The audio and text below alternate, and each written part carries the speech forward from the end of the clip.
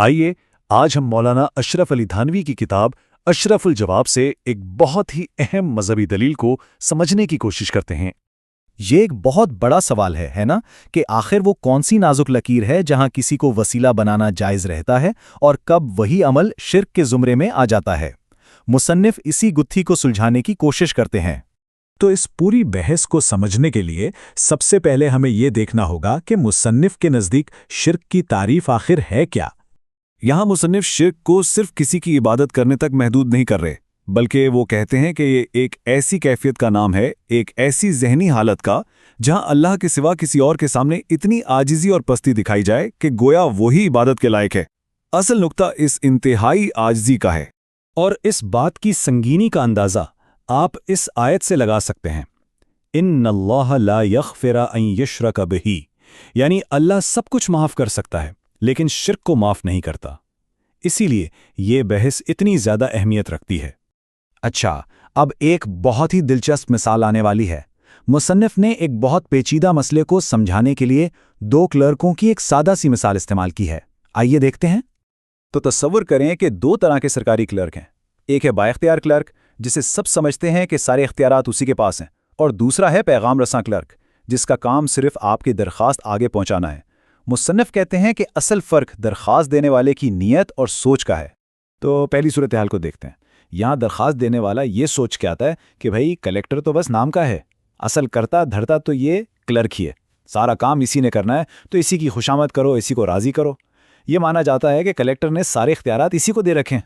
اب دوسری صورتحال دیکھیں۔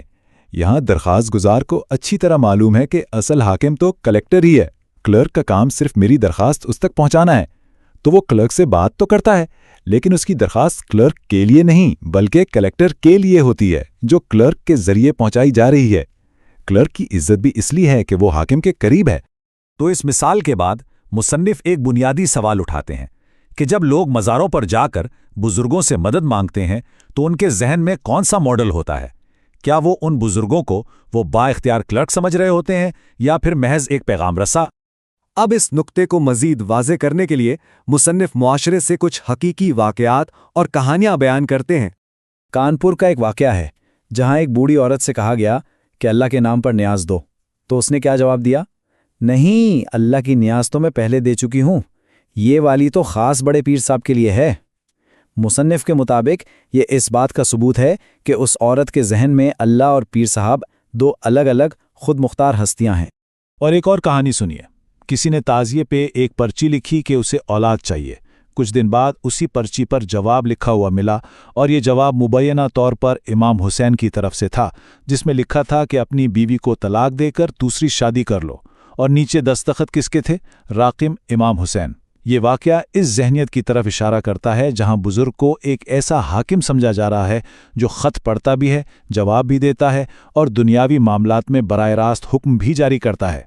تو ان مثالوں اور دلائل کی بنیاد پر مصنف اس نتیجے پر پہنچتے ہیں کہ اس طرح کے اعمال میں تین بنیادی خرابیاں ہیں۔ پہلی خرابی یہ عمل شریعت کے خلاف ہے کیونکہ یہ شرک کے بہت قریب پہنچ جاتا ہے۔ دوسری، یہ عقل کے بھی خلاف ہے کیونکہ جو لوگ اس دنیا سے چلے گئے ان سے دنیاوی چیزیں مانگنا منطقی نہیں۔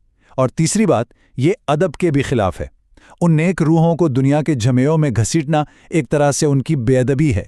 تو آخر میں یہ ایک بہت اہم سوال ہمارے سامنے آتا ہے کہ ہم نیک لوگوں کی عزت اور محبت کو اپنے دل میں کیسے قائم رکھیں، اور ساتھ ہی ساتھ توحید کے خالص عقیدے پر بھی کوئی آنچ نہ آنے دیں۔ یہ وہ توازن ہے جس پر غور کرنا بہت ضروری ہے۔